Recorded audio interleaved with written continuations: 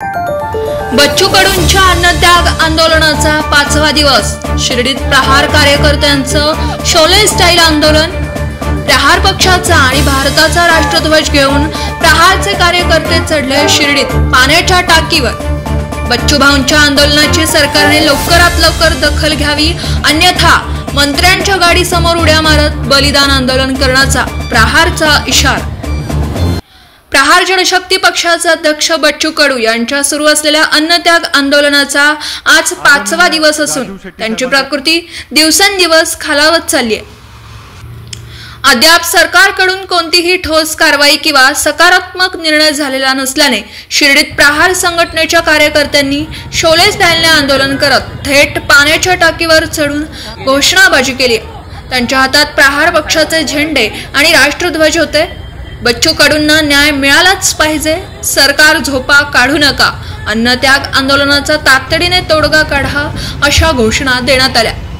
जर बच्चू कडूंच्या आंदोलनाची तातडीने दखल घेऊन निर्णय घेण्यात आला नाही तर जिल्ह्यातील पालकमंत्र्यांच्या आणि मंत्र्यांच्या गाड्यांसमोर उड्या मारून आम्ही बलिदान आंदोलन करू असा थेट इशारा यावेळी प्रहार संघटनेच्या कार्यकर्त्यांनी शिर्डीतून दिला।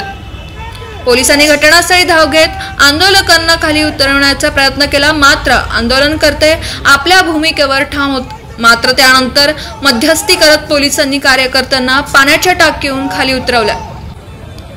शिर्डी पाण्याच्या टाकीवर चढून शिर्डी येथे पाण्याच्या टाकीवर चढून येथे शोले स्टाईल आंदोलन केलं। दिव्यांगांना घेऊन व शेतकऱ्यांना घेऊन आंदोलन केलं। जर का येत्या 2-3 दिवसात सरकारने कर्जमाफी किंवा बच्चू भाऊंना भेट नाही दिली मुख्यमंत्र्यांनी, तर आम्ही प्रत्येक मंत्र्यांच्या गाडी समोर उड्या मारो आंदोलन करू किंवा त्यांच्या गाडी खाली जीव देऊ असा इशारा देत आहे। लवकरात लवकर त्यांनी निर्णय घ्यावा। बच्चू भाऊच्या केसालाही धक्का लागला तर इथले पालकमंत्री असेल किंवा जिल्ह्यातले कोणते पालकमंत्री असेल, आमदार असेल, त्यांच्या गाडी खाली जीव देण्याची तयारी आमची। आज आम्ही शोले स्टाईल आंदोलन केलेलं आहे। हे झोपलेलं सरकार आहे, गेंड्याच्या कातडीचं सरकार आहे। या सरकारला या आंदोलनाच्या आणि शेतकऱ्यांच्या आत्महत्याशी काही घेणं देणं नाहीये।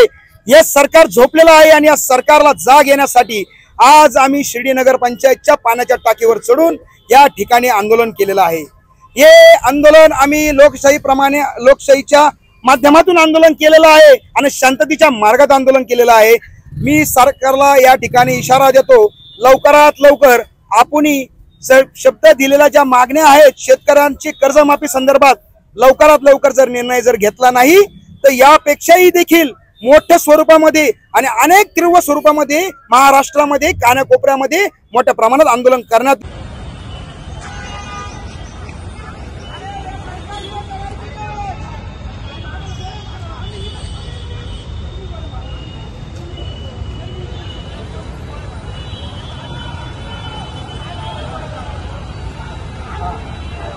दरम्यान अन्नत्याग आंदोलनामुळे बच्चू कडूंची तब्येत दिवसेंदिवस खालावते आहे।